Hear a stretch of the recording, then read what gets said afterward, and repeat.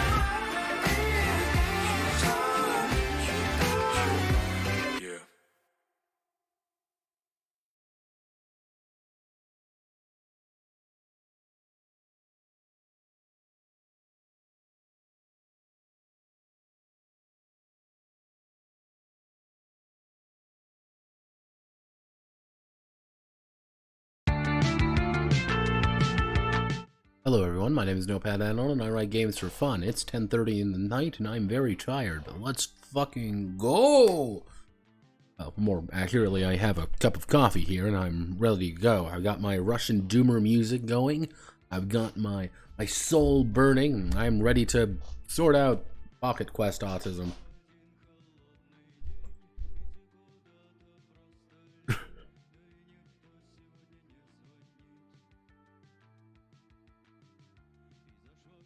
Yeah, that song was, here, I will actually pull it back up. Found it on complete accident. I double-checked literally everything, mind you. That was a band called, Monsune, Out of My Mind. That's what the song's called. Found it on complete accident, I'm like, I'm vibing. Just changed it immediately. Yeah, I'm like, this is, see, my unfortunate problem is I like music that's very vibey. Once I figured out how Joji does his music, I'm like, holy shit, this is the best shit I've ever listened to. This is my jam, and it's all sad. Unfortunately, the Russians also have a pretty solid one, and the Russians will copyright claim everything. It's great. I love it. It's my favorite part of the night. Oh, God. Oh, goodness. Yeah, we're going on Pocket Quest tonight. Now, I normally would do like an update, like here's what Pocket Quest is. Nothing has been updated. Absolutely nothing. I sure do love having absolutely zero information to go off of. I'm ready.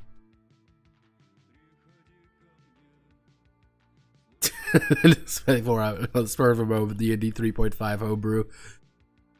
It's a hell of a drug. That's all I could say. Autism giveth and autism taketh away. So roughly speaking, we got the Exceptional Youth Camp, Summer Camp Battle Royale, and Dark Knights and Misty Wood done. Dark Knights is currently the thinnest version of this, and it would mostly be kind of quiet. That's kind of the point. I did change eventually Summer Camp Battle Royale to a D6 dice pool. I think that would work a little bit better.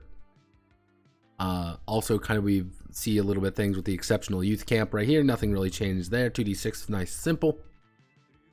Now we have to do the end of summer camp. You cannot bunk together.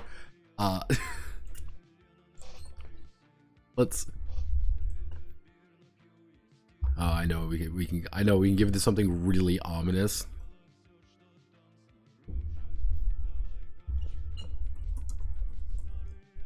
We'll call it "There's Nothing in the Woods." There we go.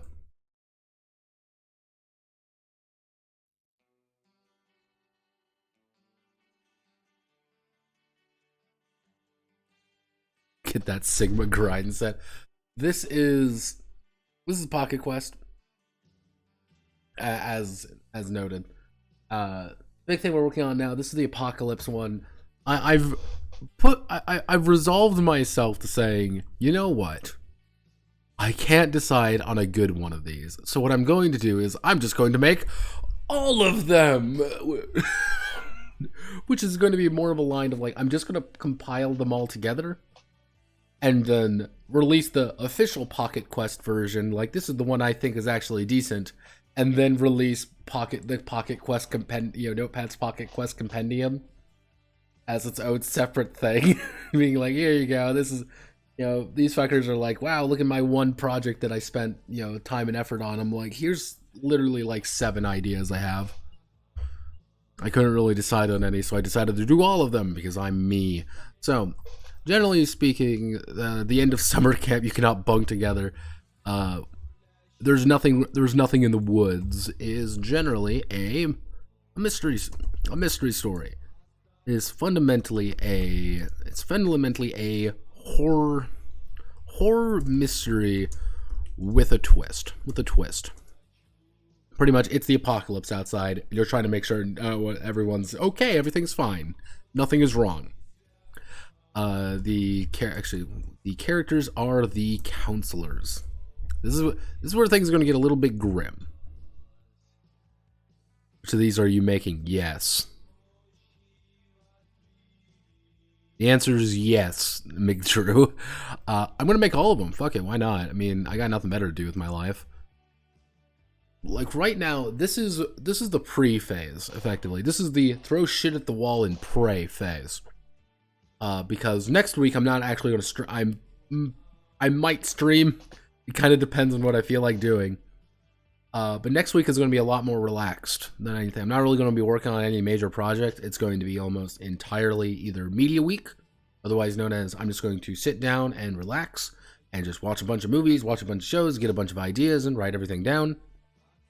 And I'm also going to be working on the detoxes. My goal is to get a detox done every day next week. So about 5 detoxes. That should catch me up relatively soon. So right now, this is just throwing shit at the wall.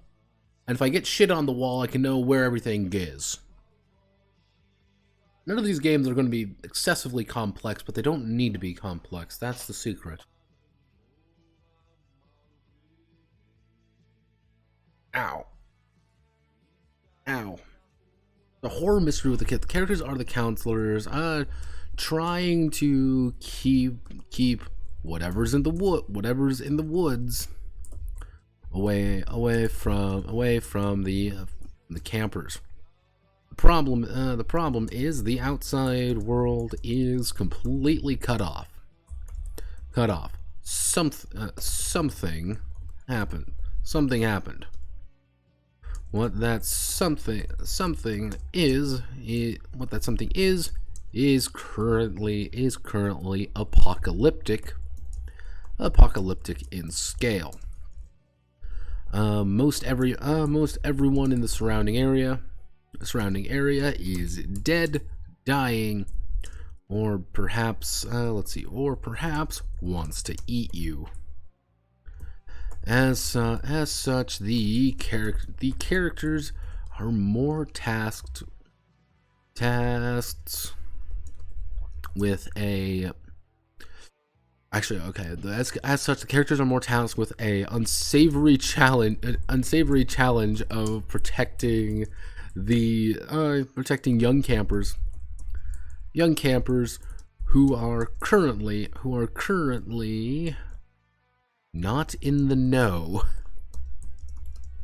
And the goal is to keep the camp morale up while always finding more supplies. Because fun fact with a lot of summer camps, A lot of the time what happens is that they get things in.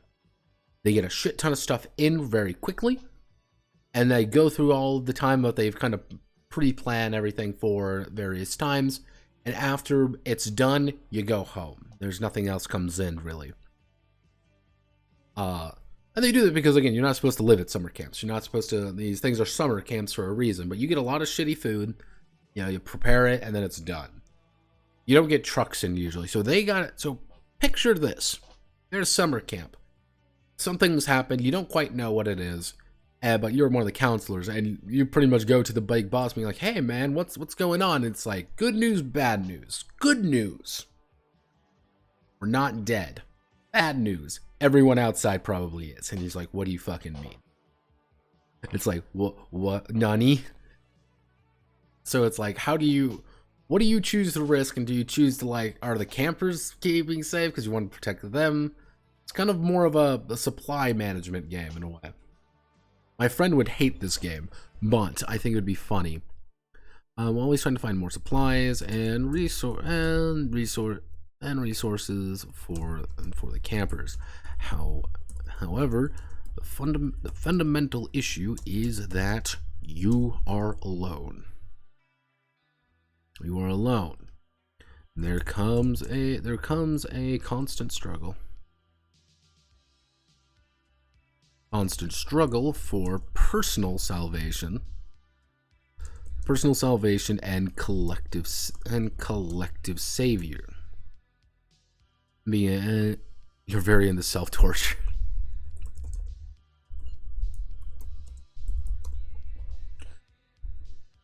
Generally speaking, most stories need to have a pitch, need to have something to draw you in. I'm not very much into self-torture. I am into people making bad decisions because I find that funny. I find that interesting. And especially in a situation like this, what I want to occur here is that the campers are kind of a resource in their own ways. It's like, well, you gotta keep these kids happy because they don't know what's going on, and you want to keep it that way. So you're trying to keep morale up, but you're also trying to keep everyone else alive, and you're trying to keep yourself alive. And it's like, where do you compromise? There's a Wendigo in the woods. How do we deal with this? And this might change. I might change it to something a little bit even more Silent Hill inspired.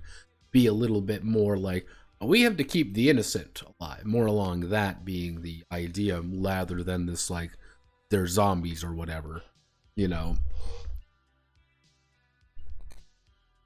A strict horror is hard to pull off in any game. I'm gonna say that. That is an insanely difficult task. There comes a constant struggle of personal salvation and being a collective good. The characters need to keep the system light. Need to keep the system light and understandable. So what would we want to do for a light and understandable system to keep things going and moving? Something that monsters that aren't zombies. Yeah, zombies are. It's one of those immediate ones. See, if I wanted to go like full on a little bit weird, I'd go with. Like that's what I'm thinking. Like even Silent Hill would be not a half bad idea, but more along the lines of like you're completely cut off. That's kind of being the idea. You're cut off. Something out there has pretty much cut you off. And that's what I'm thinking, like, maybe we go full Silent Hill and being like, there's just weird shit out there. There's a monster out there that is actively, there's nothing in the woods. Don't worry. You get man-faced scorpion lions. Biblical. See, the thing is, here's the thing. I need to also keep this as, like, DriveThruRPG enough. I'm trying to keep things in like the most positive, like wink to the camera a little bit. It still needs to be entertaining. Yeah, I need to keep the system light and understandable. By what I can do is everything is a resource of some kind.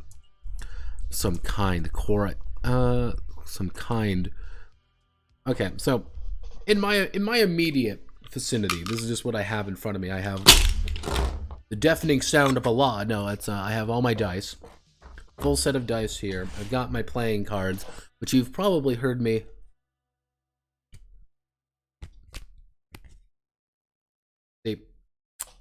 I love shuffling my playing cards. Like, I got one whose corner's already fucked, but I just like shuffling playing cards. I'm one of those guys who need something in their hands sometimes. Actually, that does give me an idea. Right there. How about this? Big plan. Everything is a resource. You have a deck of cards. That is your resource. This is something important. You're always going to be drawing from your deck. Bear with me here. You're always drawing from the deck. Everyone's playing cards to complete checks. Everyone's always cycling through things, and you're always playing more. You always want to draw more. You always want to get more cards. More and more and more. However, the issue is, once that deck reaches the bottom, something bad happens. Something real bad happens. You got 52 pulls, but you don't really got 52 pulls, so you always want to do something to shuffle everything back in. But if we really want to keep it weird, what we could do is 52 cards with jokers in it, and we make it like jokers are really good.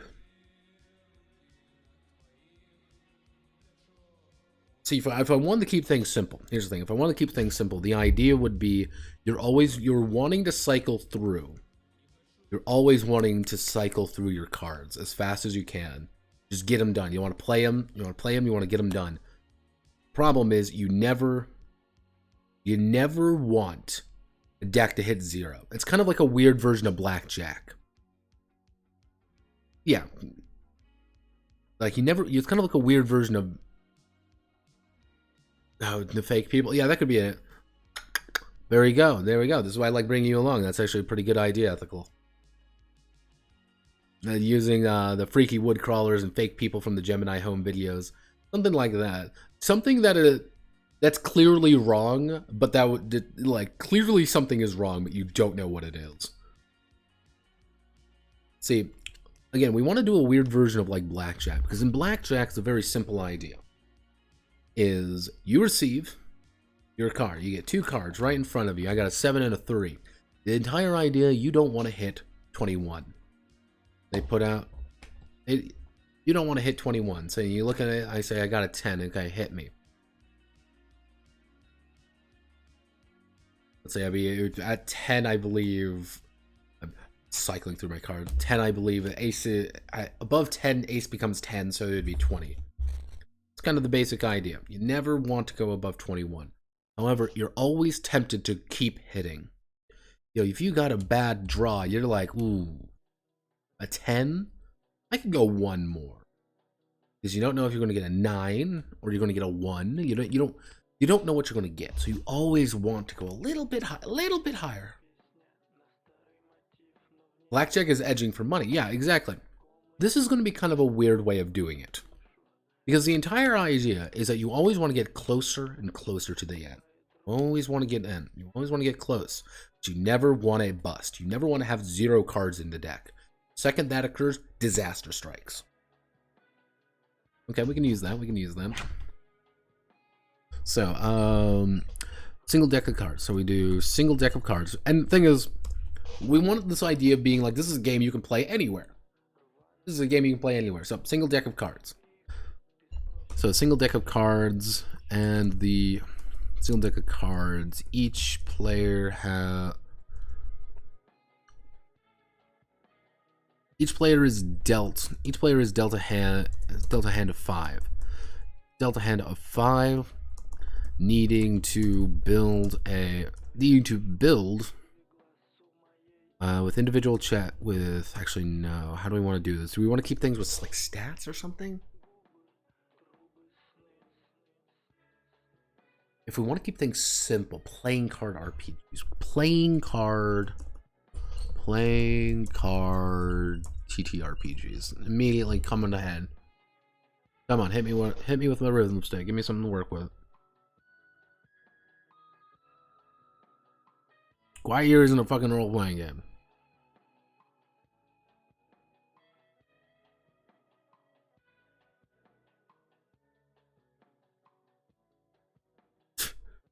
Yeah, they don't really have jack diddly shit, do they, in here? Whew, oh goodness.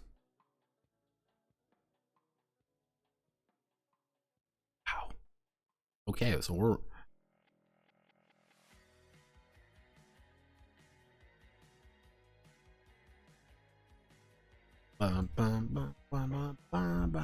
So, actually, a single deck of cards. So, single deck of cards. Each character draws a number. Each character draws 3 cards. 3 cards for any check. Okay, so each character draws 3 cards for any check. If they have a trait, so let's see. If they have a trait, maybe so let's just do single deck of cards, like right off the bat. We just want a single deck of cards. 52 cards. What do we want to do? So, top of my head, stat means how many cards you draw. This is just right off the top of my head. Stat means how many cards you draw. If I got a 5 in a stat, I draw 5 cards. So, since I draw 5 cards, I look at my hands. I'm like, what's going on? What's going on? Now, do we want to tie it to the suit, or do we just want the number? That's the big idea. If we tie it to the suit, we can give it each stat is tied to a suit. If each stat is tied to a suit, that means we draw a number and then we have to complete a check using it. So let's say I got 3 diamonds. 3 diamonds, not very good. Gonna shuffle my deck a little bit. Oh my goodness, shuffling it. Stack would determine how far you can go before you bust. That's not a bad idea. Okay, so let's do this right now. So we can do like blackjack. We'll call it pseudo jet blackjack. Stat determines number before bust.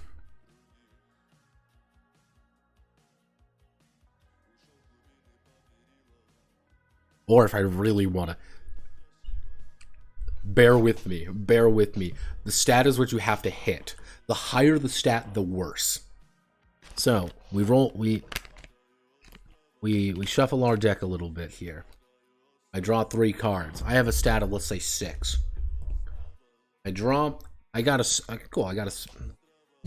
a better example here. Give me a better example. I drew amazing fucking hand. Absolutely dog shit for everything else. Dog shit for my intent. Great for any hand of cards. So I'm looking at this. I have to draw a 6. I need to get above a 6. I can play my 8. Cool. 8 is out of play now. No, that doesn't work. That ain't working. So we do that. So we can do trick taking maybe. No, not trick taking. Not trick taking. That's a terrible idea. We can do set value because we want the idea that you want to continuously draw. You always want to keep drawing. You always want to keep drawing those cards. The game is encouraging you to always draw the fucking cards. The more you draw, it's intoxicating. You want more. You want to survive, don't you?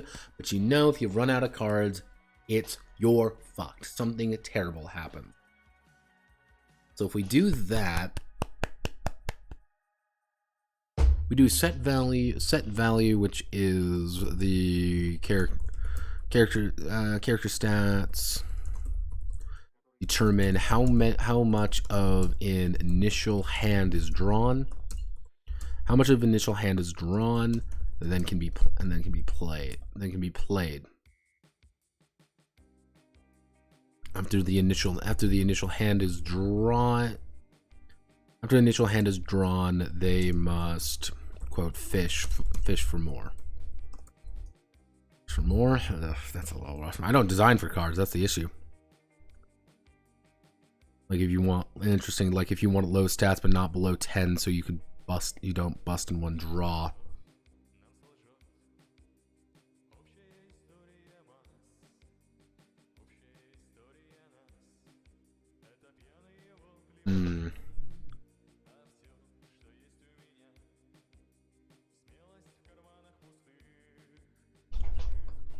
That could be a good idea. I'm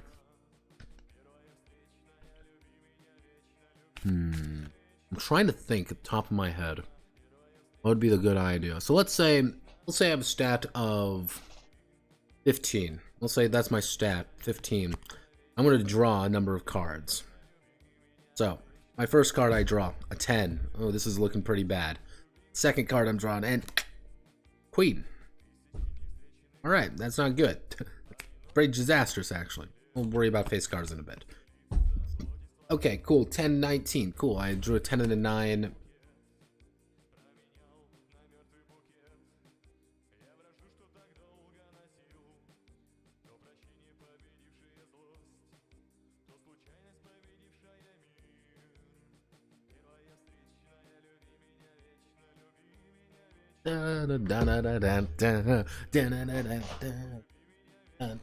Russian doomer music. So let's see. So set value we can do. Honestly, we can just play fucking poker. That's an idea. Checks require you to go with an X number of your stat. Difficulty checks need you to get closer. God, how would you fucking narrate that? Ah! So, okay, so let's just say our current idea. So, it's required to get within a certain X amount of your stat. Okay. Let's say you have 15 in a stat. Let's say you have 15 in a stat. You're going to draw your initial 2. You're going to get 2 cards every time. These are your initial 2. It's fucking terrible. I need give me good card. Why do I keep drawing all these great cards for the wrong situation? So 15. I drew a 12. I'm doing fucking amazing. Cool. I'm going to probably succeed right off the bat. Boom. 2 cards down. I'm good. 9 to 2. 9 to 2. Let's say I need to push it though. I need to push it. I want to get closer. I want to push. So I draw and I get a joker. And I draw and I get a 6. I'm fucked. Both cards, however, still go in the pool. You're always going over and you're always going under and you're always failing, but I don't want you to fail too much.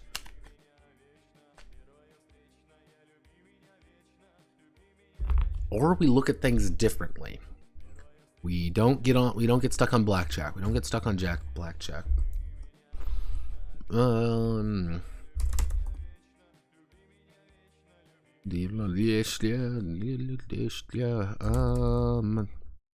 I looking for? What am I feeling?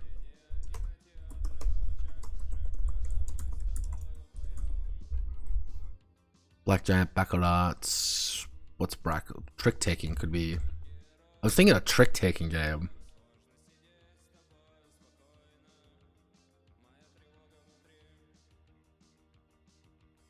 Trick of 4 cards. North led by 10. Usually all players must follow suit, play a spade unless they have none. East does this with king. South doesn't have any spades, so he plays joker and west with 7 on trump. East wins the track by having played the highest card of the suit, led. However, the diamond or hearts that trumps, and the south and west wins respectively. Baccarat. Let's. Again, I don't play baccarat. I'm a blackjack man, unfortunately.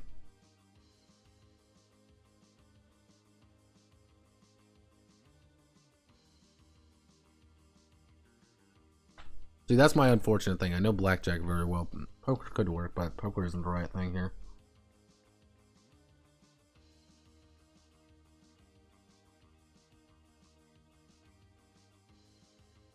I'm gonna go with my gut here. I'm gonna go with my gut. So we do the idea. So each character has a stat. Has a stat tied to one of no. Now go with the gut. Has a stat tied to one of the suits.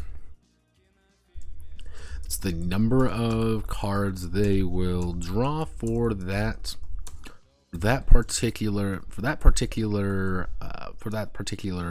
challenge. However, here's what we can do. We can make things everything complicated for everybody involved. Red suits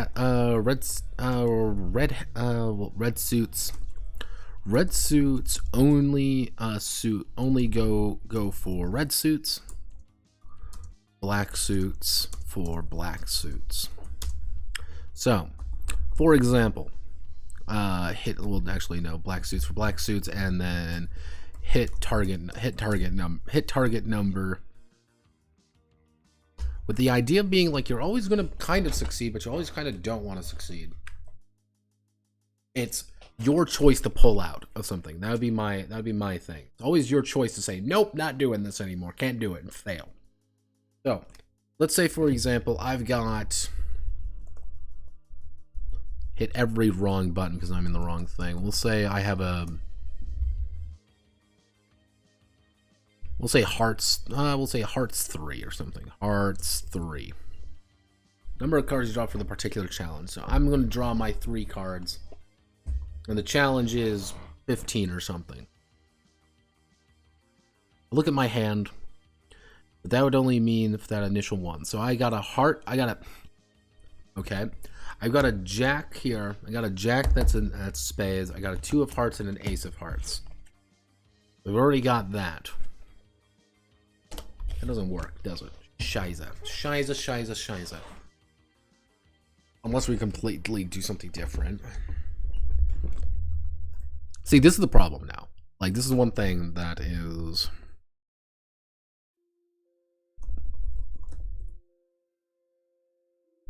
TTRPG using cards. RPG likes, fuck you.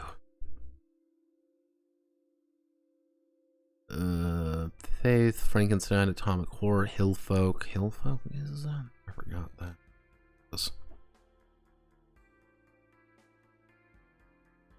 Core Mechanic.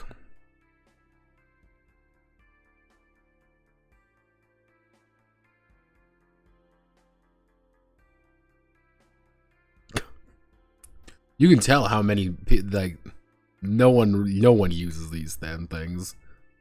Oh god. See, this is what this is the game that I should have fucking gone over for the romance RPGs. Fucking hot guys making out just to fucking make everybody uncomfortable. It's great. I know Wicked Age does use this, dude, don't they? No, they don't. What the fuck are they on about? No, they don't. What am I thinking of?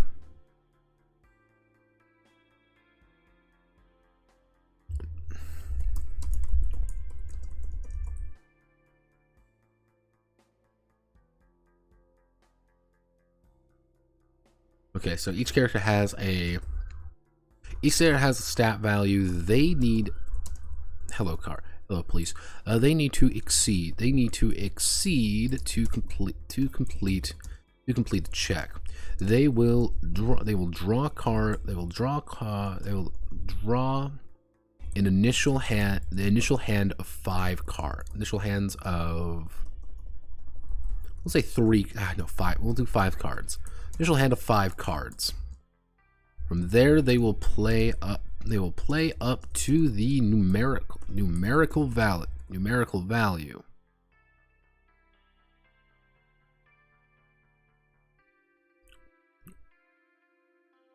See, if I hated myself a lot, what I'd do is I'd play Caravan. Not Caravan from fucking Fallout New Vegas. This is a game I made a long time ago. And the entire idea was that it was a fictional game for a story I had to write. Class. And the entire idea was that every character, every player was dealt 5 cards. The entire idea is you have to set them up in a row. And that row was pretty much how many points you scored. However, what you could do with various other cards is take things or, kind of augment your points in some ways. So you're always kind of playing your cards in different ways, and you're always kind of drawing up back to your hand. You're looking, you're playing, you're building up your caravan. But the problem is someone can also fuck with your caravan. So if you got this very long, very intricate caravan going on, and someone could play a jack in there and steal your queen, and that completely fucks your score up. So the longer your caravan is, the harder it is to actually negate it.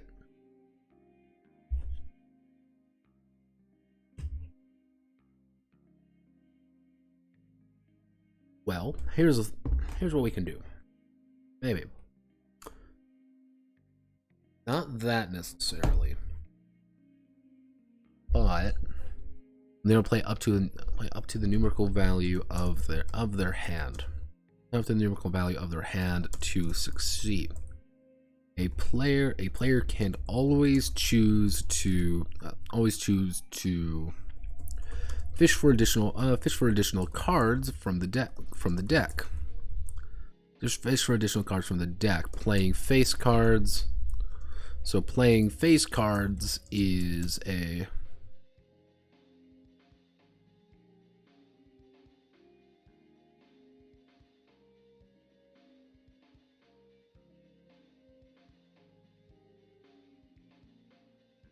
No, trust me, I like it when people start spamming, just throwing out random ideas. Each player has a deck. I want to try to avoid each player having a deck. That's one thing I want to avoid, but I understand where you're getting at. Need a hit or beat a set variable TN. After every check, you draw until you hit 5 cards. Stats are subtracted from your TN. Don't know your TN. Play as many cards from your hand as you want to try and hit the TM. Instead of variable TN, so you always kind of have a vague idea of what it is. So you're always encouraged to play more. After every check, you draw until you. Ugh.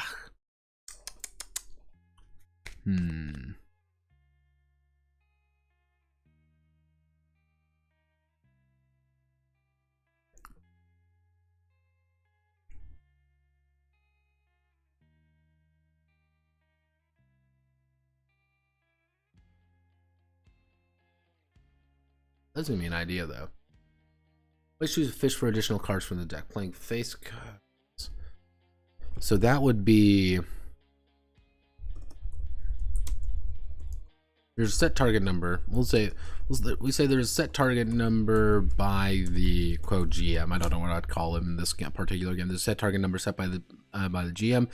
Each player has a private hand of 5 cards.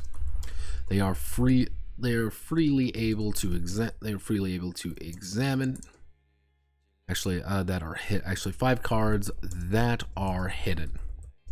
There's a target number by the GM. Each player has a private hand of 5 cards that are hidden. Dealer, a little bit on the nose. Like that's a little bit on the nose for this kind of game. We're already being a little bit wiggity whack. So each player has a private hand of 5 cards that are hidden. The hand.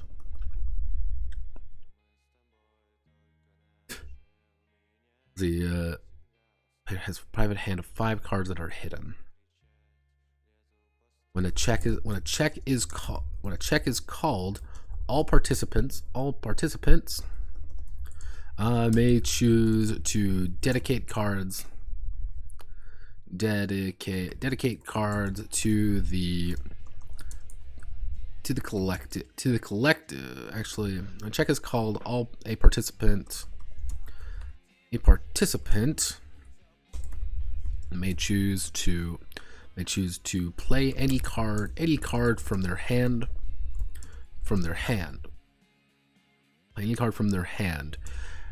If any participating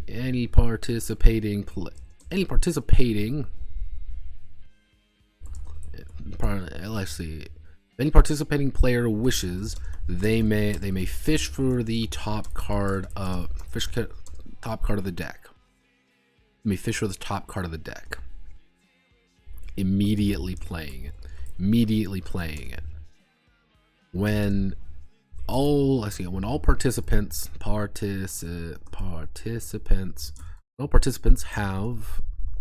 have dedicated cards to their hand, they will determine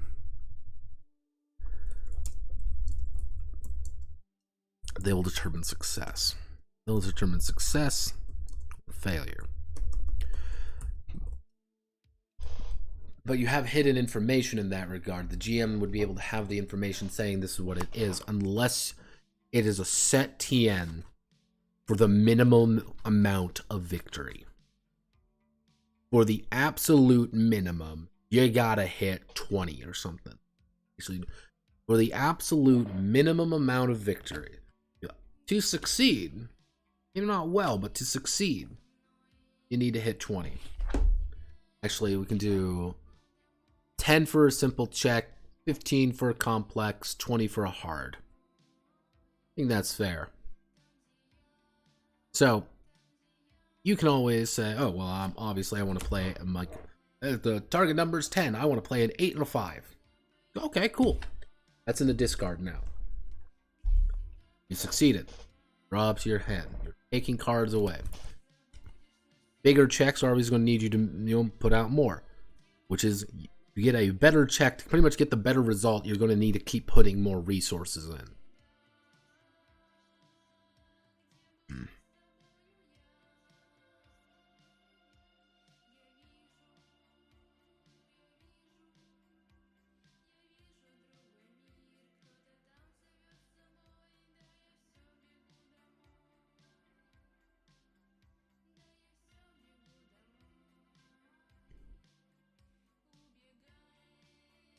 Where are we? I'm still staring off into the void with cards. We've decided cards for the Apocalypse game. Because cards are fun. But there are no card games to really fucking reference because God is dead and we can't have nice things.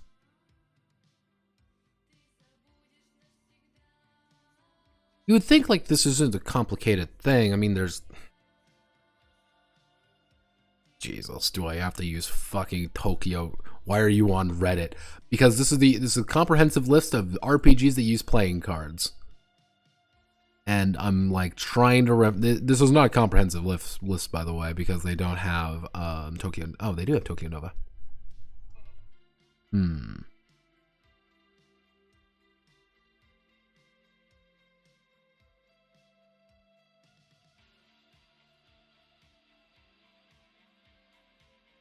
So you're always playing cards to...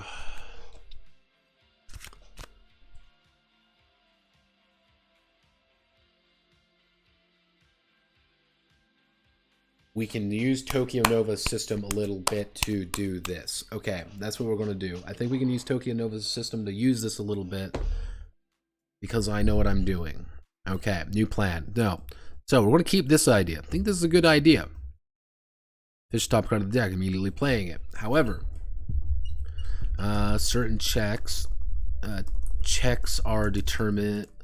However, the characters can only use. Fuck no, that's not gonna work. We don't have enough skills for that. We don't have enough skills for that. When dedicated all cards, they determine the success or failure. Right now, I think this system is going to work right here. Because the thing is, we always want people to draw.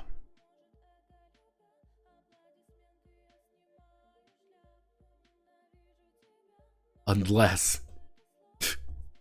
Here's what we can do. If we want to be really mean,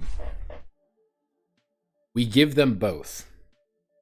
You are alone... We can do kind of like it's a collective check versus a private check. Private checks, and you're just relying on you to do something. I am relying on myself to successfully bypass something. I have my cards. I know I have to hit 15. I need to hit a 12. So I said, okay, I need to hit a 12. I'm going to take a 7 and a 6. I'm going to play a 7 and 6. It's gone. Around my head. Collective check comes up. I'm looking at my cards. We're looking at that. We need to hit 15. I put in a 4. Someone passes it around. We're not succeeding. And it's kind of that immediately like, what do I put in? I play more, put more in the discard pile. I'm in a weaker position now. I don't have enough cards. I'm not drawing very well. I'm not drawing very hot. I'm kind of struggling a little bit here. Because I'm putting more forward. Or do you want to be sit? We can use that for group deterministic of...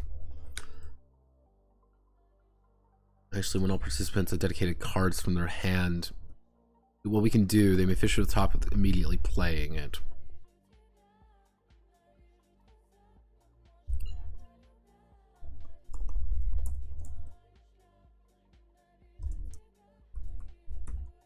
So you're always going to be drawing an initial hand of 5 cards. You will always have 5 cards in your hand, but those 5 cards are going to be able to change based on the situation. Face cards are just augments. They don't do anything by themselves. You want to get rid of the face cards, however. The face cards have value, though. So they're going to be able to change things about the situation. So it's like, okay, do I want to give away advantageous positions right away? It's card counting. Do you want to count your cards to pretty much fuck you over, being like, we only have 2 jacks left in the card, left in there, we need those for later, or something like that.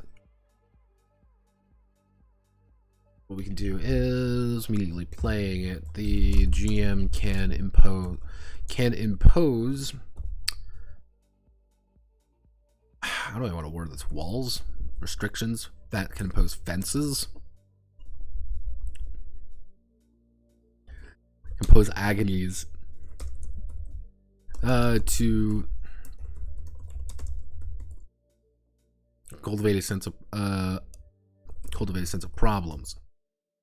Then you have things like, for example, one round in the pot. So everyone only gets a single round. You can't, it doesn't go 1 or 2, 3 times. Everyone's kind of putting in like, oh, well, I'm going to put in a 3. I'm going to put in a 6. Oh, we've passed.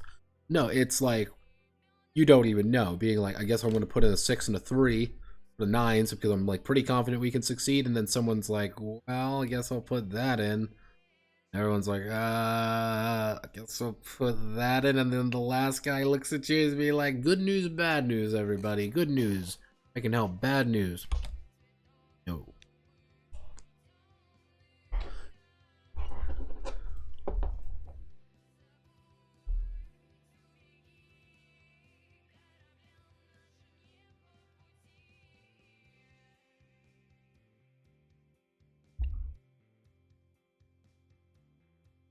I don't hate you. I don't hate myself that much, Ethical.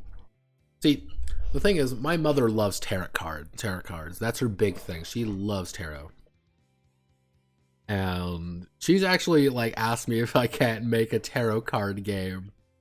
I genuinely don't know how to do it. Like, I know there's an Italian game that's done it. A few indie heartbreakers, but we'll use just a standard playing card because the standard playing cards are nice.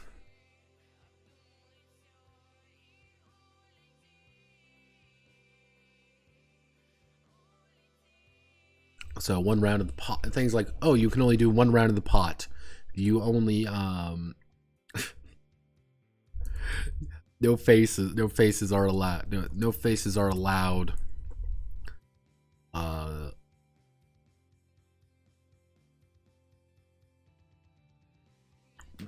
are a bunch of tarot cards. Those are all European. You wacky Europeans. No faces are allowed. No reds or something like that. Nothing above 12. Nothing above 8. Like little agonies just to make your life complicated.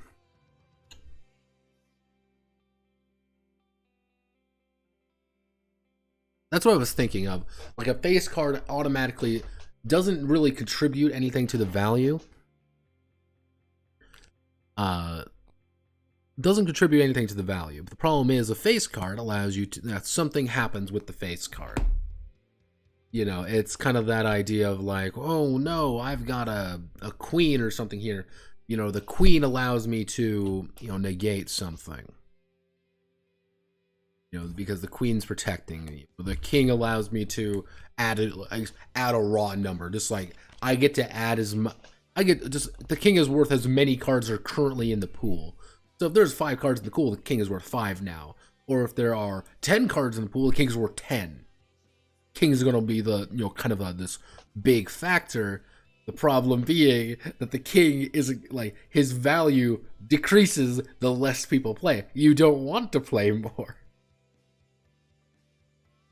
So yeah, something like that. Just like little agonies or something like that. Just kind of fuck with people. So the main resources, the counselors have to work with our things like supplies, morale, supplies, morale, and dread. See if I want to be like supplies, morale, and knowledge. So yeah, Joker being dumb luck, that'd be a good one. See if I really want to be unkind, what I do is Jokers immediately fail the check. Just immediately fail it. However, you shuffle everything back. You suffer a catastrophic problem. However, you take all the discard pile and you shuffle it back into the main deck. So it's like, do I want to use my Joker early, or do I want to use my Joker late? Because that's going to be one of the few ways I can actually like reset my deck. So supplies, morale, knowledge. Supplies being like your raw, just stuff that you have. Morale being like how confident people are. Are people actually happy?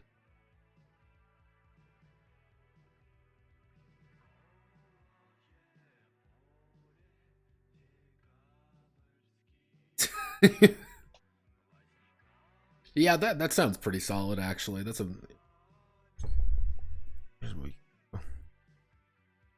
I'll put that like right there. Just copy paste my problems away.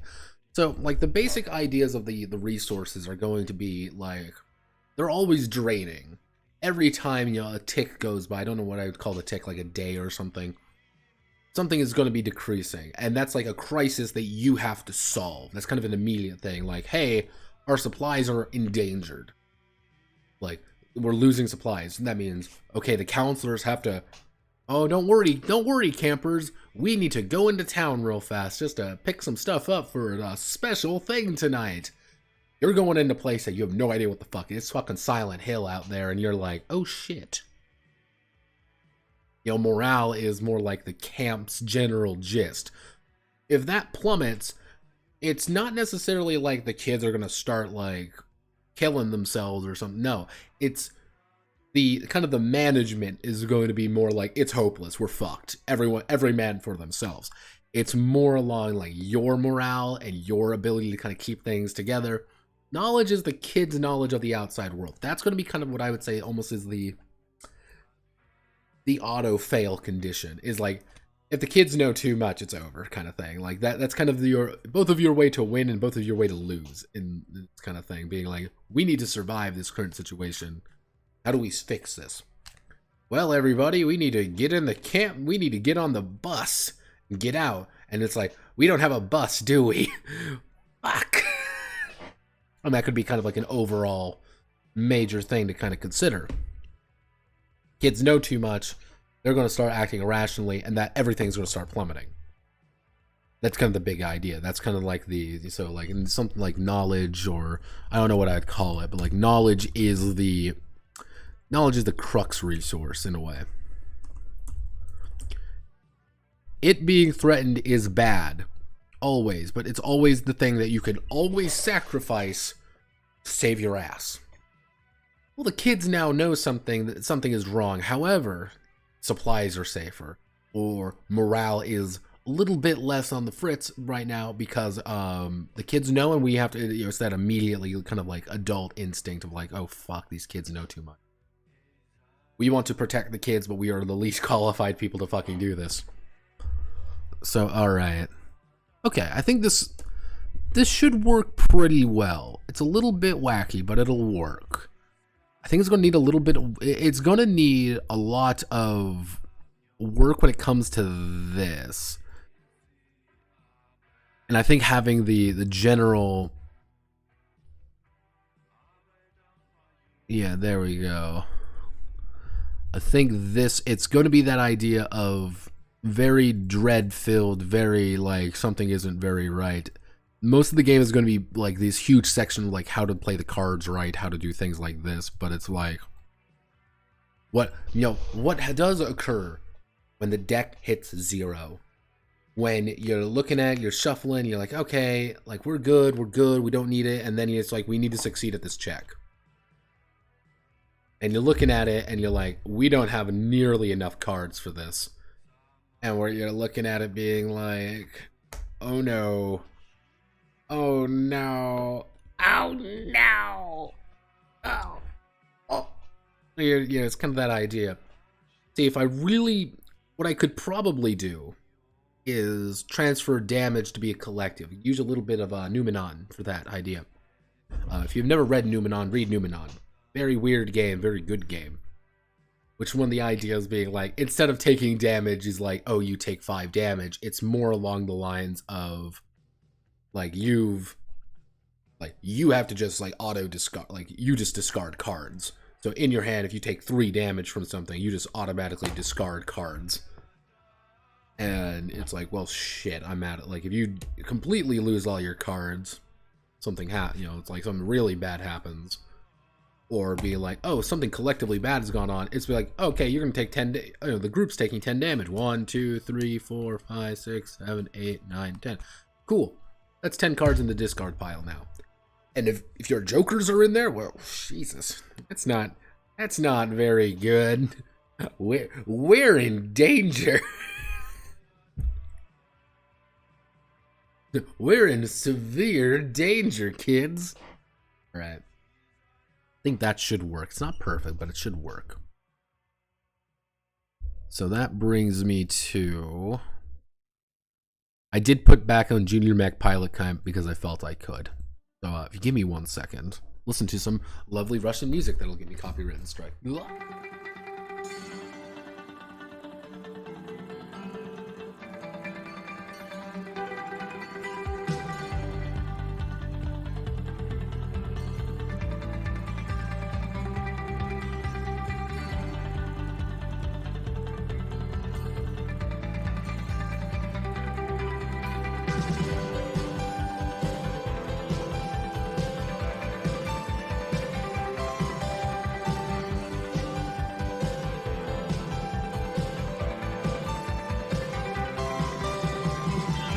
Спускайте на воду лодку. Нам выпало плыть по морю на остров богини Эстер. Вдвоем со зверем печалью сильней налегай на весла. Мой преданный зверь поэта, нам путь предстоит далекий на остров богини Эстер.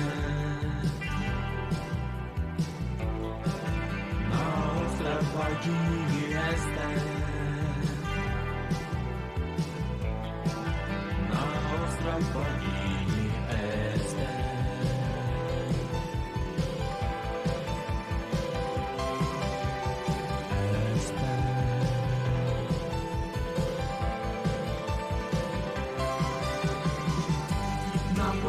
Наполнят тему. Нам ветер откроет звезды на остров богини Эстер. Ведут по волнам дельфины, там солят перила скалы. Там, где не прощают камни, там ждет нас богиня Эстер. Целительница печали. Целительница печали. Целительница печали.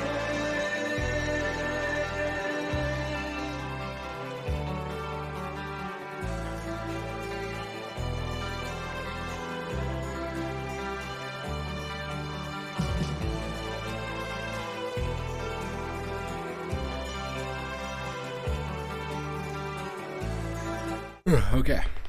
Remember, kids, burrito sounds good. Burrito come back later. Burrito with a vengeance. So, where were we? We were doing the Junior Mech Pilots. Junior Mech Pilot Camp. So we do...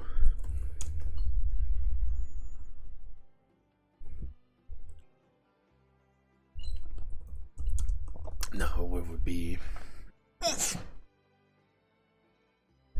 Oh, no goodness.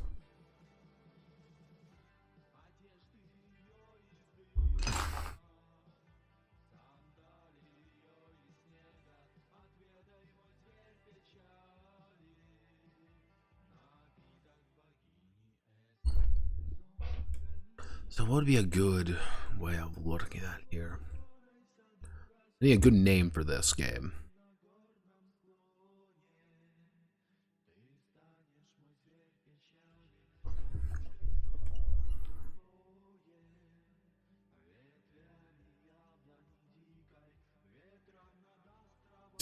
Accuse Masters, have Masters add on, find me and kill me in my sleep.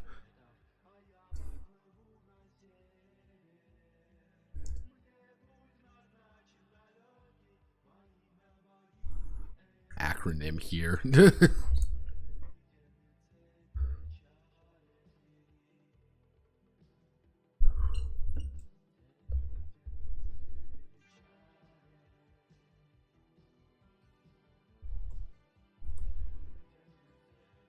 We'll come up with something. We'll come up with something creative later. I always said monsters and other childish things. Monsters and other childish things are like the one roll system, one roll engine. I actually like the one roll engine. I actually quite like it. I initially wasn't a big fan of it, but over time I slowly warmed up to it. Is it still like the perfect game ever? Nah, far from it. But it's all right. I understand the value of it. I think that's the nicest thing I could say. I understand the value. So, generally speaking, this is a junior mech pilot camp. The best way to think about this is that this is like it's effectively, you know, it's effectively a training camp. Training camp for the youth of for the soldier of tomorrow. For the soldier of tomorrow. There we go.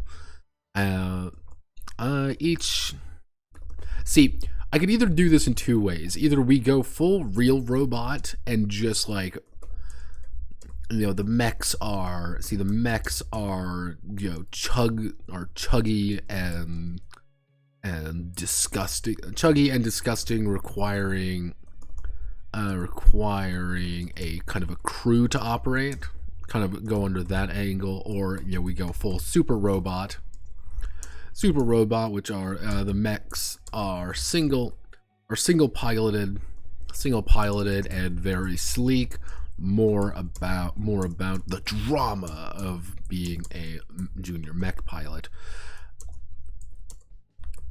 So let's actually see. So we want to do mech art. Let's go to the definitive source of all things mech. What mech RPGs are there? Tell me more about mecha games. Mecha Thread, Mecha Monday, which I still need to go to constantly because I always forget about Mecha Monday. Oh god, the Mecha Monday thread fucking died. Oof. Everybody weep for Mecha Monday. What a shame.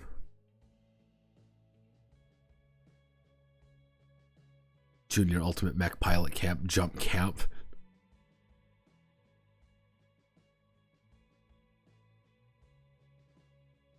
When you draw a bad card, you can set she's put in the third from the top. Oh, that's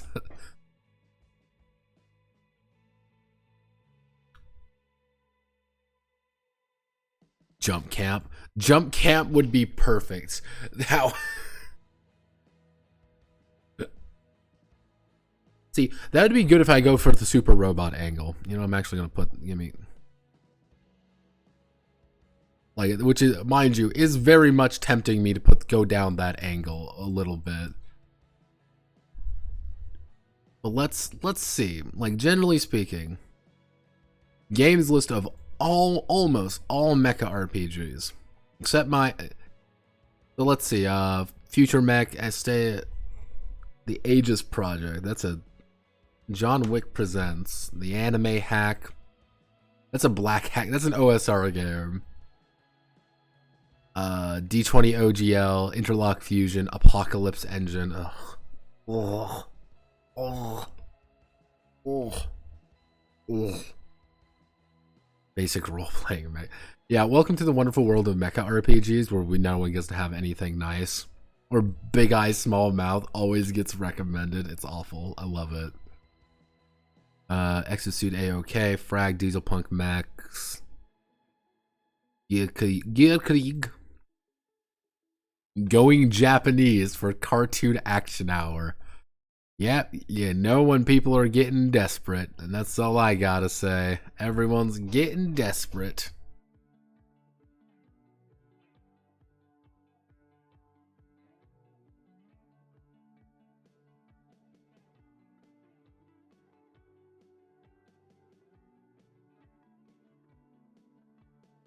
There's some really hard real robots. Actually, I'm going to have to go to a cursed website. Let's go to a cursed Here's a cursed website. Here's BattleTech Heavy Gear 40K. Oh, Jesus. War Machine. Oh, Exalted. Mechton. Yeah, Mechton's cool. Scythe. Alright. If Lancer is real robot, fucking Mazinger must be fucking, Diesel Punk. No, fuck off. Fuck off, TV tropes. Oh my god. I hate Lancer, but by the way, I hate Lancer. Let's remember that. I hate Lancer. Oh, there's one of mine. There's another one of mine. You can tell they're both mine. Yeah, there's a third one. Yeah, I have 3 of them. I should probably put my other ones on there. Nah, that's not helping.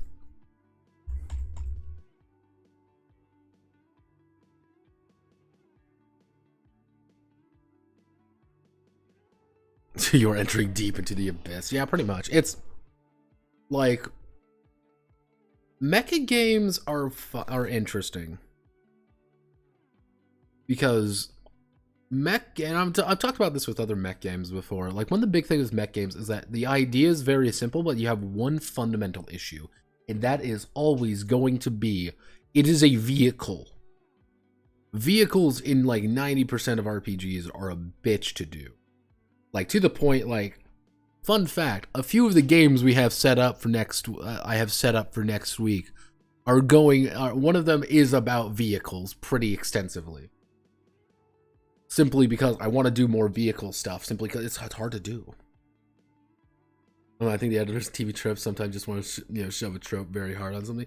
Well, yeah, it's the, like, well, this is my interpretation of it, it's therefore... Usually when they make these like grandiose leaps of logic, it's like, yep, all right then, that's cool.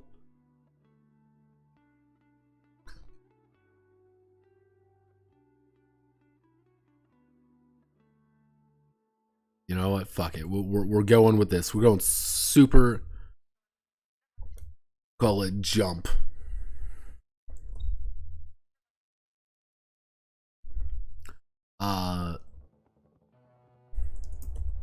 There, jump frontier camp. You are the soldiers of tomorrow. Train for the soldier of tomorrow. The mechs. The mechs are simply referred to as what would be a appropriately super robot, very dramatic thing that they call one of these things. What would be an appropriately dramatic thing? That's what we know. Appropriately dramatas. Let's. When in doubt, honestly, go to Google Translate. Just find something that sounds vaguely,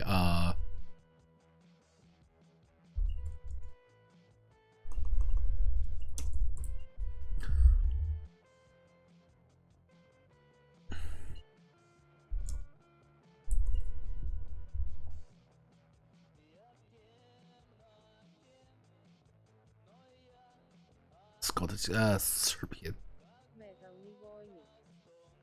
Let's see. What sounds appropriately threatening?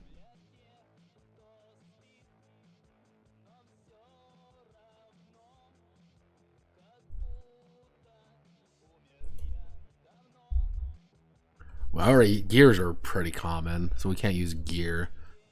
See, unfortunately, Front Mission stole Vanzes. Yeah, by the way, in case you ever want to know the best name for any mech ever, it's Vanzes. These just always sounded overly intimidating at all points, and I always love them because of it. They sounded correct.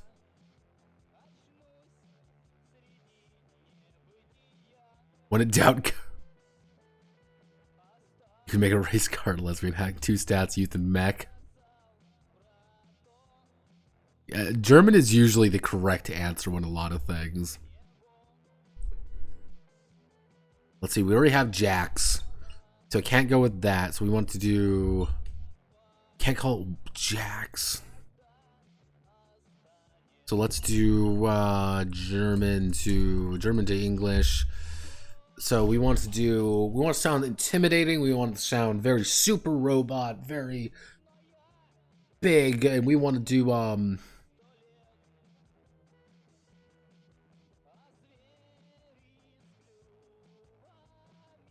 see, in my mech game that I've been writing, and I'm getting ready for actually run a campaign, and they're called cav units, otherwise known as vertical armored cavalry units. That was the entire idea behind it. But we need something a little bit more dramatic, a little bit of dramatas behind things. Big. Held.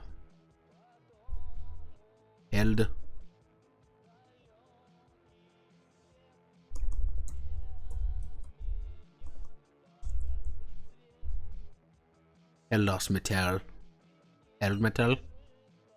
Metal Hard.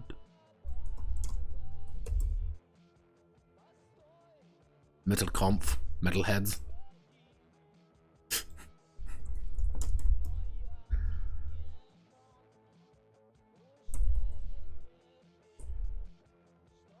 Metal Kampf. Metal Kampfs. Yeah, so the extra symbol referred to as Metal Kampfs.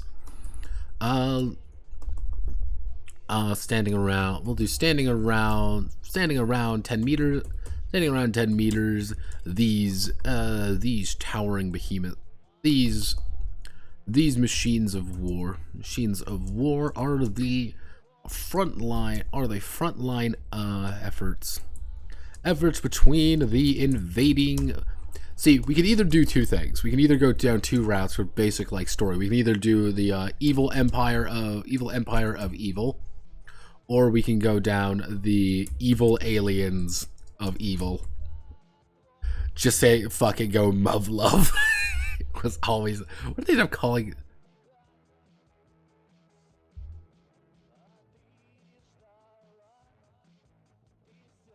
Where am I? Let me see. Guardians.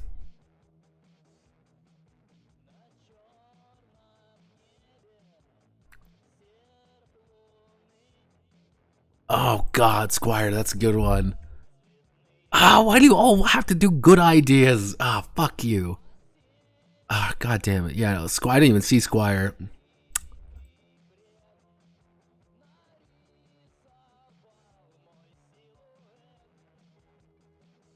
Also, is it possible to make Front Mission tabletop role-playing game? Yeah, that's effectively what Metal Saviors was supposed to be.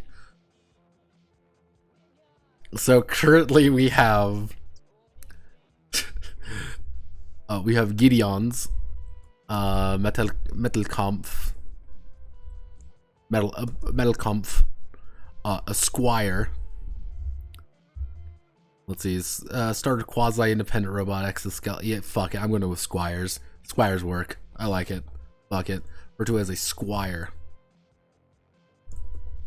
Squire. Yeah, I'm like, that works too well. I'm sorry, yeah, that works too well.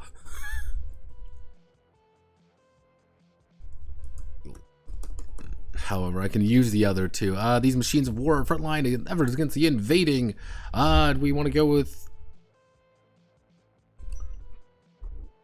use Squire to make the enemies? Fuck it, we'll go invading super empire. I know what we can do. Cool, we'll do that. About 10 meters. So about 10 meters would be 10 meters to feet. That would be about 30 feet. That'd be 30 feet. Actually, we can bring that down to about 8 meters. 20 feet. That would be. See, in Metal Saviors, the cav units are 5 meters because they're supposed to be, you know, you hop in, you hop out. What's the fuck of the mechs? Tactical surface fighters. How big is a tactical surface fighter?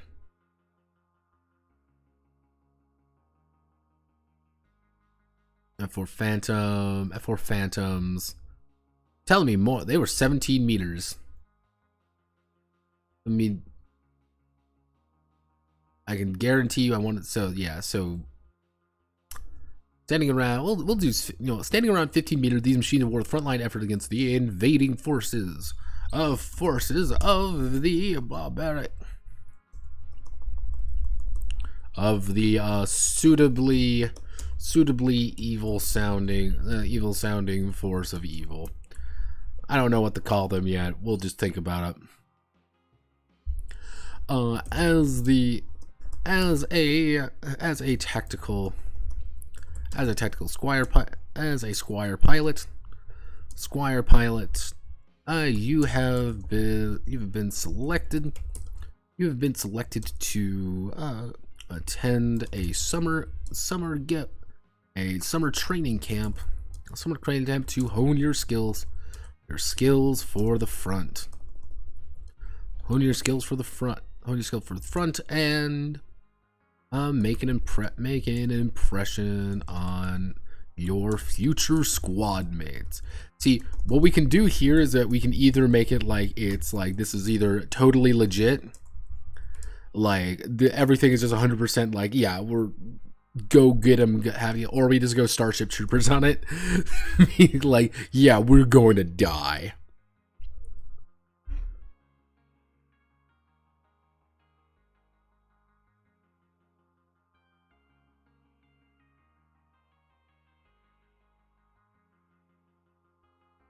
Techno barbarians from outer space. Yeah, I'm down. Fading.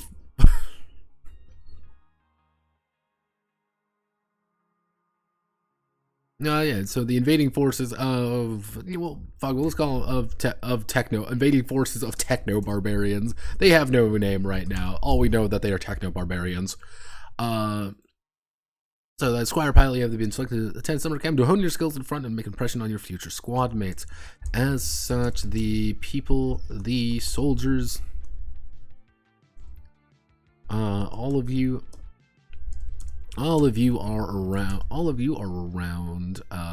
See, we'll do 12 to 16 years old, and are just learning to master your squires. After you have proven yourself, you will be given, what would be the correct term? You would be not knighted.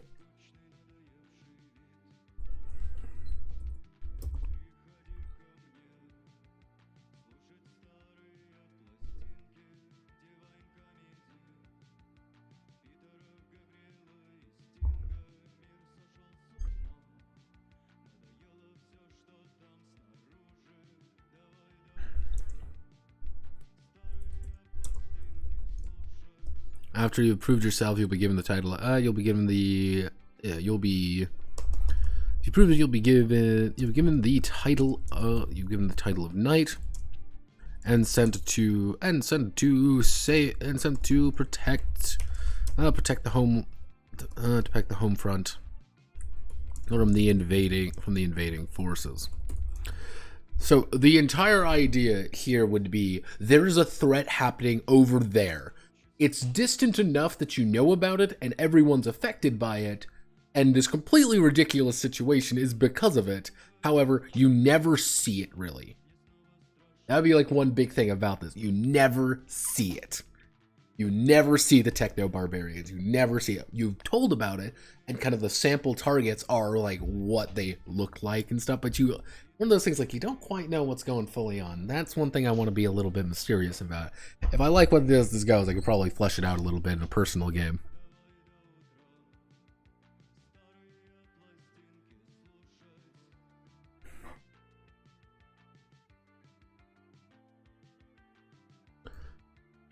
See, if I wanted to be so let's I wanted to be like real.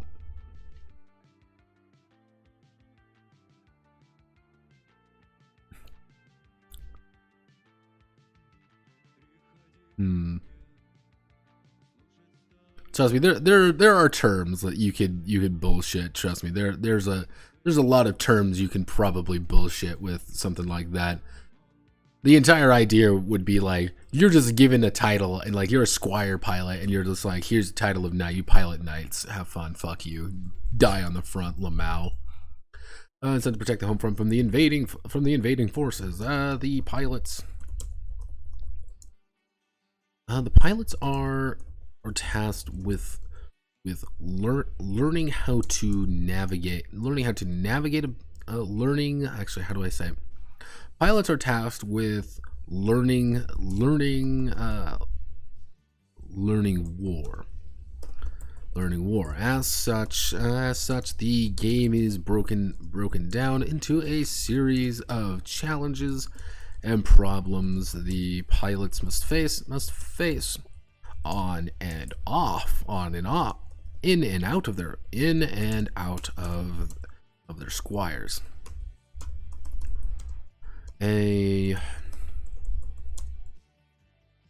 See, what we can do is we can call them cadets, like a cadet, or pilots or cadets. See, a pilot is, we'll say, composed of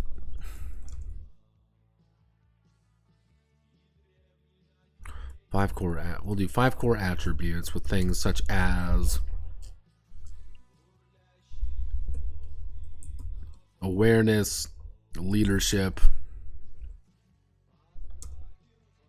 reflexes. We'll do reflexes, body, and see, if I wanted to go full super anime, it would be burning will. However, what we can do is heart, awareness, leadership, reflexes, body, and heart, which is awareness is obviously being able to like actually perceive things, and in more of a social sense, it's your ability to understand what the fuck's going on with other people. That's kind of like inadvertently, like, I understand how you can see, I understand how you feel, and leadership is being able to guide other units, as well as being able to kind of what I want to be is have them both useful in both situations. Actually, I could sub out leadership, for, so awareness is being able to perceive what's around you, including other people. Reflexes is your ability to, obviously, how fast you can move, and how good of a soldier you are in that regard. Body is just how hardy you are, how tough you are. We change this to bravado. We change awareness to empathy. Reflexes to wit. So empathy, wit, bravado, heart, and all of them are, none of them are actually related to your body. It's all about your personality, who you actually fucking are. Your heart is pretty much how, how exaggerated you are, how anything like that. What would be a good one? I can see it at the top of my fucking head. It's right there. Bravado is your ability to leap into danger, and I want to protect other people. Empathy is like, I actually understand you, and you understand me, what's going on, which is like, I can outwit you, I can outsmart you. I'm learning you, and you're learning me. Heart is like, I'm going to literally open my heart to you. I'm a bleeding heart a little bit. So the other one would be,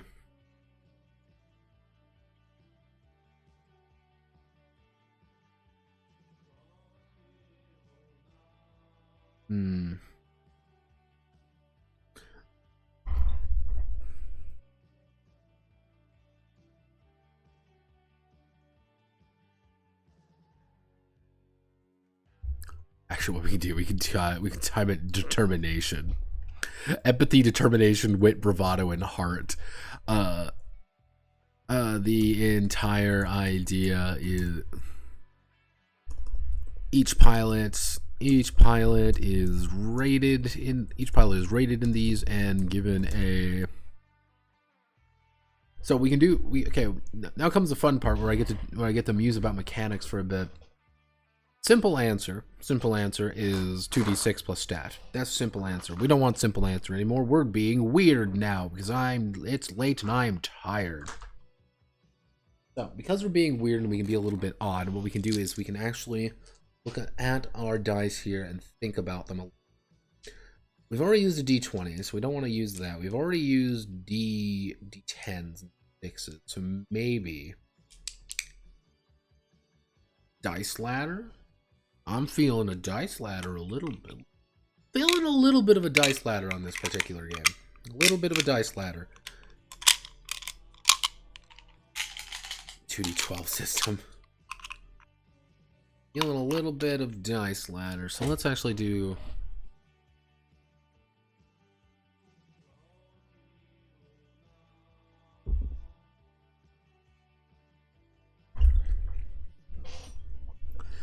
Actually, each pilot is rated in these, granting them a particular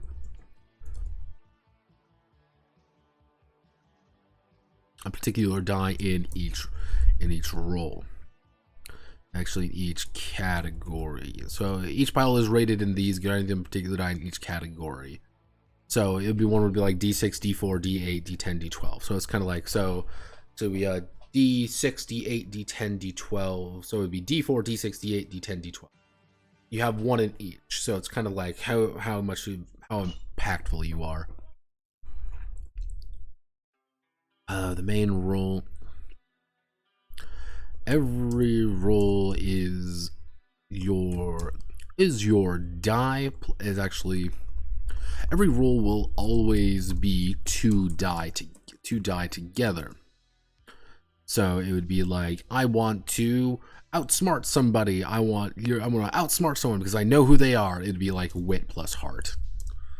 Or, oh, I understand this person. You know, I understand this person, but I want to stop them because I care about them. It'd be like empathy plus bravado. It's something like that. Like everything is always going to be two dice together. Every roll will always be two dice together over a target number.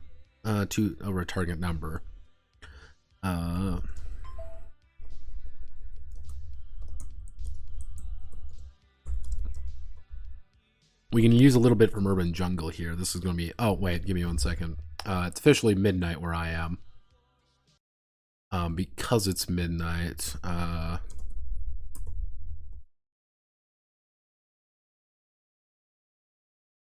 Where is it? Where is it?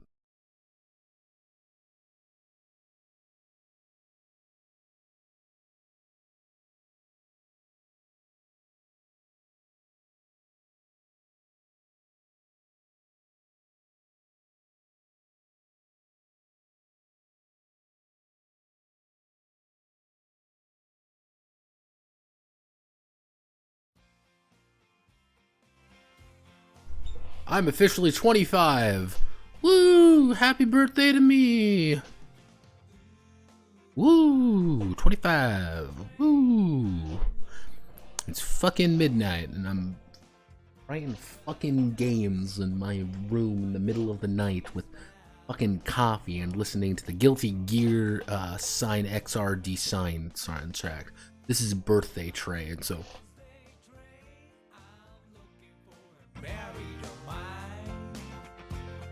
I'm just vibing right now.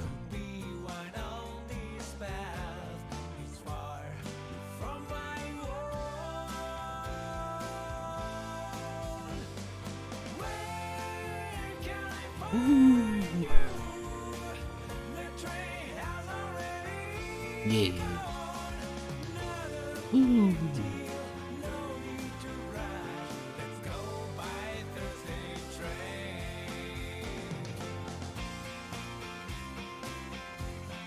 Mostly because I can't legally play the happy birthday song on stream or I'll get fucking copyright claimed out of my ass, so.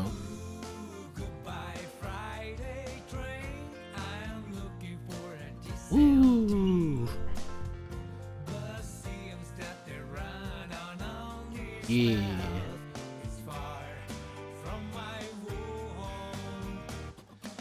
See, I would always like to admit like my birthday is like cool and exciting.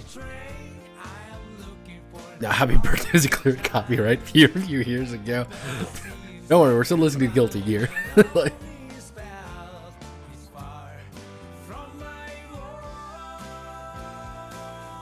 it's my birthday, I get to choose the song.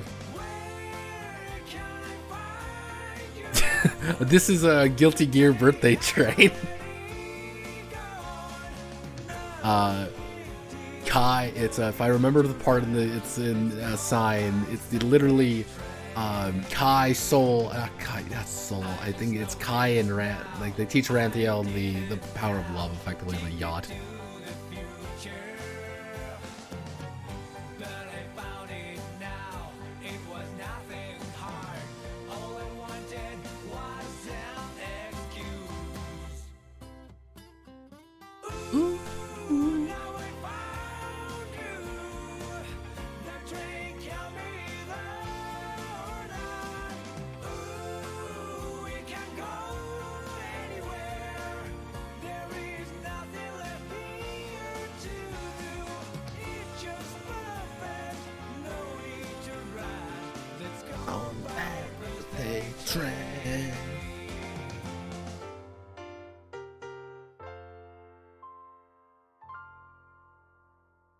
Cool, yeah, that's done. Back to Russian Doomer music. back to the Doomer music. And in case you're wondering what literally the background music is, it's Russian Doomer Music Volume 9. Sometime around 21, your birthday stopped being exciting. See, it has been a collective meme almost in my life that every birthday has just been kind of lame in more ways than one. It started when I was like 12. Like every birthday has just gotten collectively like lamer. Or it's like the ones that are like really exciting, people have like gone out of their way because I've had a lame birthday.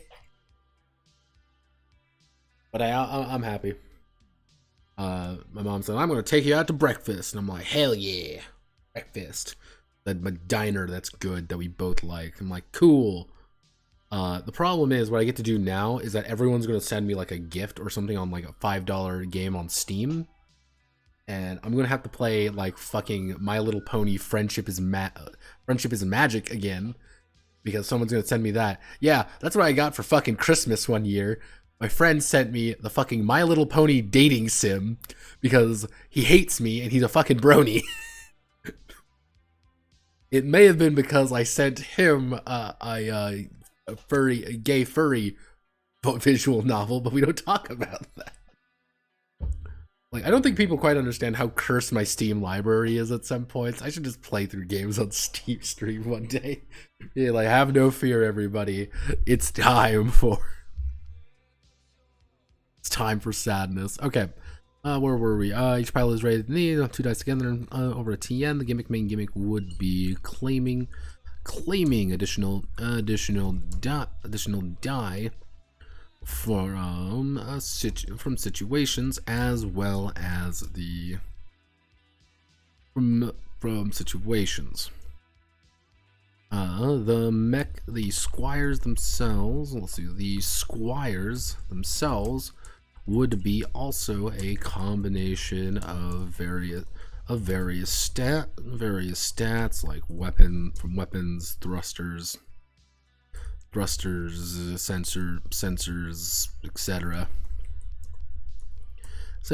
that operate the same way.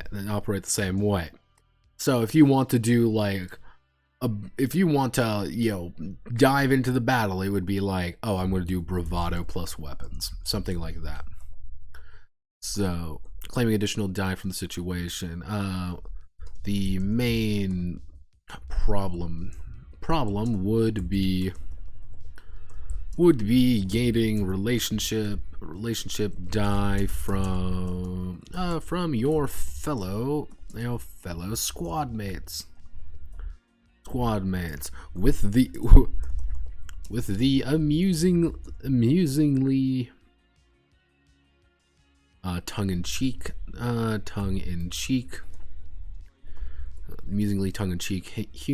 humor of being effectively a dating sim with giant robots.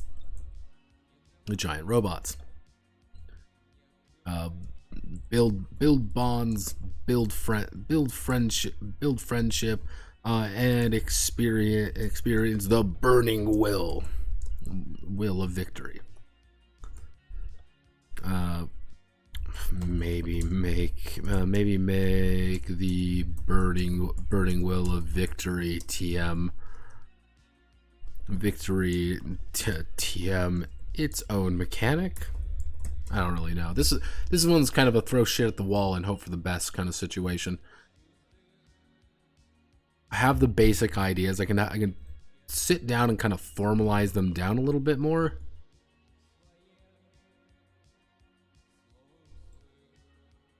Mostly because if we go with this idea, we can save a lot of space. Because that was like one of the big things that I'm like, oh man, I'm not going to be able to, like... No, we can save a lot of space here simply because we're not really going too hard on the detail. Because nothing's going to be like really lethal per se. It's because why would it be? You're fucking... This is training camp. It's more about the, you know, the burning will and relationships and like, I'll defeat you, Kuwaru-kun. Like, you'll never defeat me, protagonist son. And then they fight with swords or something. Just over the top, just completely ridiculous. And always kind of prefaced by like, everything is completely a little bit batshit insane in just really condensed, concise little system. You know, how do you get your own crazy mech battles in, you know, 10 minutes or less? So, we'll do one more. Mostly because I don't even want to touch this one with 10-foot fucking pole. Let's see. Stalker Summer Camp Adventures. Zone Wardens. The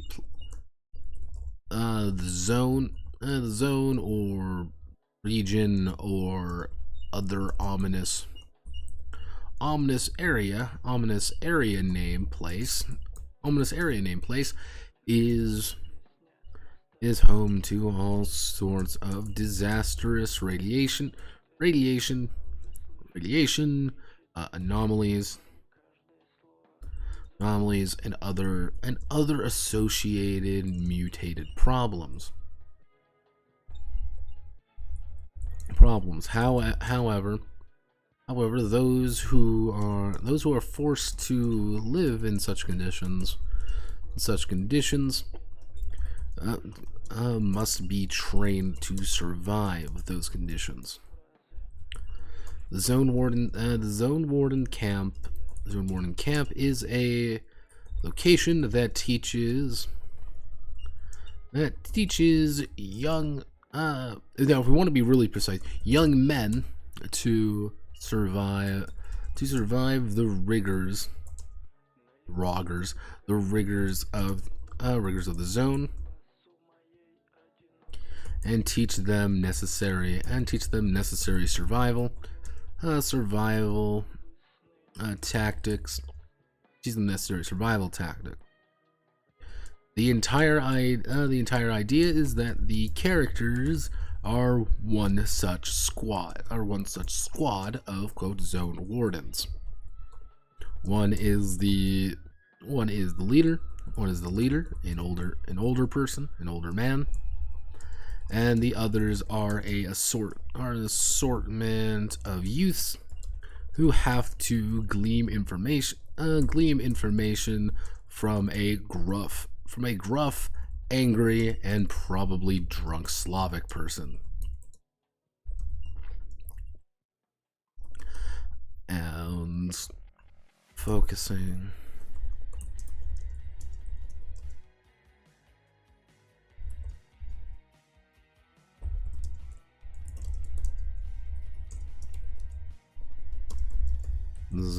Nature of the zone. The most not, it wouldn't be necessary. Mystery wouldn't be the big thing here. What would be the main pursuit of the game would be the acquisition of knowledge and assisting the zone warden in their tasks. The zone warden themselves is a far more capable individual who is straddled by a bunch of kids. With the idea being that you want to learn from them They want to learn, and they are pretty much handicapped by you. But that's the kind of the back and forth. The main advantage of such being that the zone warden themselves can often deal with most problems. And is encouraged to have their students attempt and often fail things. You teaching them is the complicated part. So the game is mostly about the idea of teaching. But squatting and tracksuit wearing. That's not appropriate. Completely accurate, but not appropriate.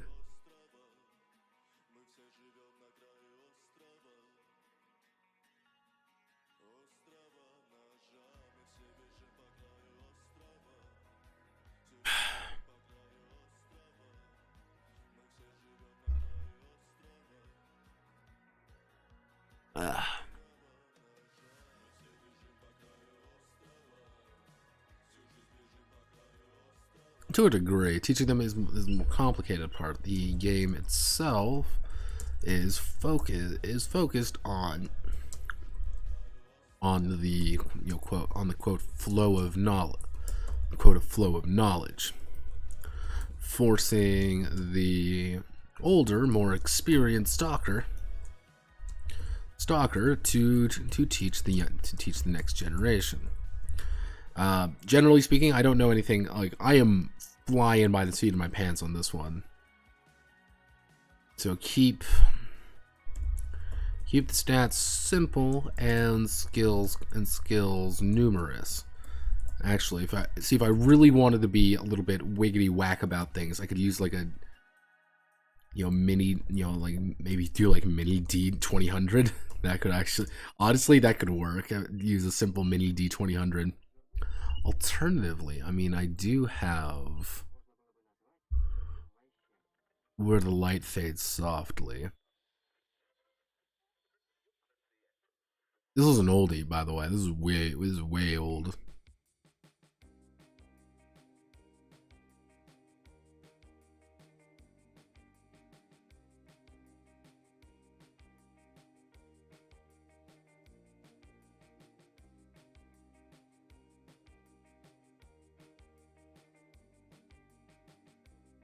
Keep mini D2100. However, both sides need to manage their health. Health and willpower. The zone warden is usually fairly calm and collected. Actually, no, if we wanted to make this correct, however, both sides, the zone warden only needs to worry about their health. Needs to worry about their health,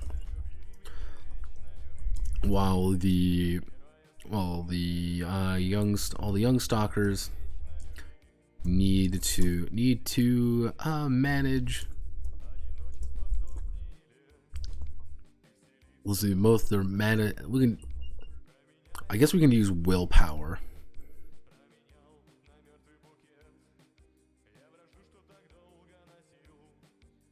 Let's see. While young stalkers need to manage both their health and willpower. The younger generation isn't as hardened or willing to harden themselves. Isn't as hardened as the veterans, meaning they will freak out, make mistakes, and generally complicate the zone warden's life.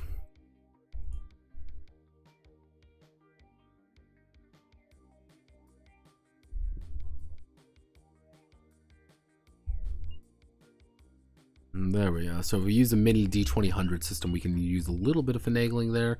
Use a little bit of wiggity whack being the idea. Like, you really don't have to worry about many things. Just break everything down to very core attributes. I think, yeah, mini D2000. Manage both their health and willpower. Freak out, make mistakes, and generally complicate life. So what we can do is like option, like solo version would be the zone warden. The zone warden is the playable character. And the others and the kids are effectively quote items that need to be improved gradually over time.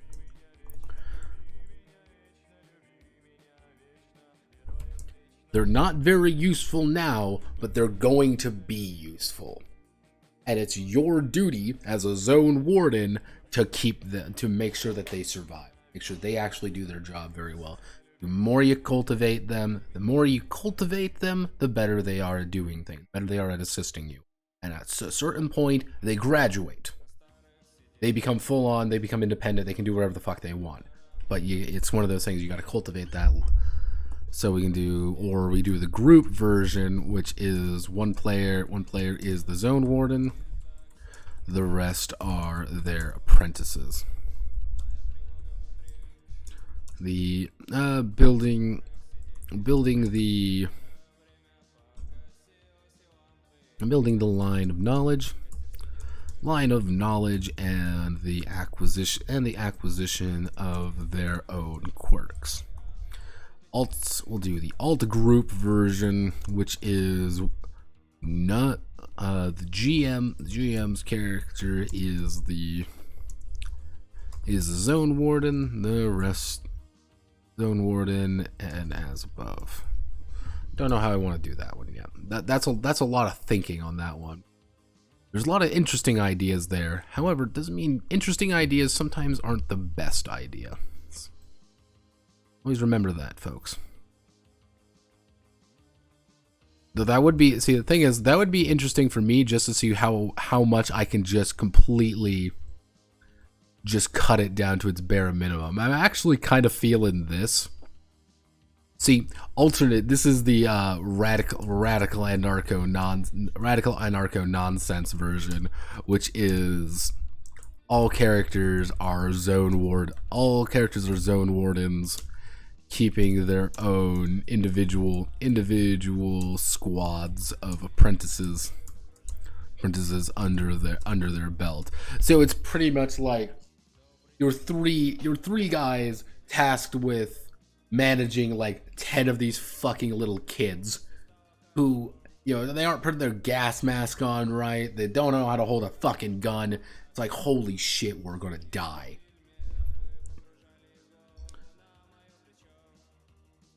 There's a couple ideas in this one. I think all of them have their own. This one I think would be the most. This version would be the one that could actually, I think, people would like to play. This one is a lot more of the thinky version, if that makes sense. This one is more like, yeah, it's like.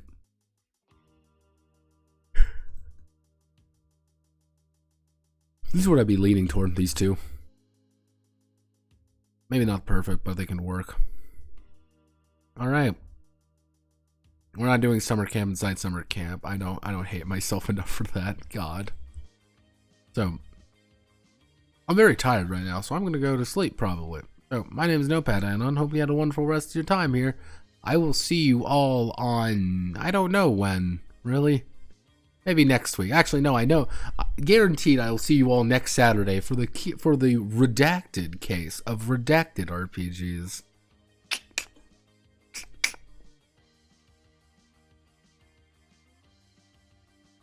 Yeah, we're doing mystery games next Saturday. That's one thing to always remember.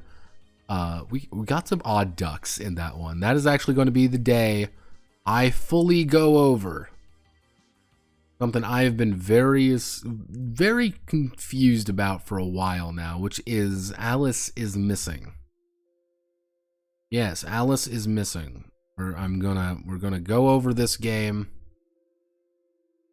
and this is what we're gonna be working on. And I don't know about that one. I'm a little bit. It's a silent role-playing game, and my friend seems very. Was talking to my friend about it. He's like, I don't know. Like he was a little bit freaked out by it. He was like, I don't quite understand this one. Where did Alice go? Did she fall down the well? That's for you to find out. Wink. All right, I'll disappear now. Godspeed. Good luck. If you need me, at me at my Discord.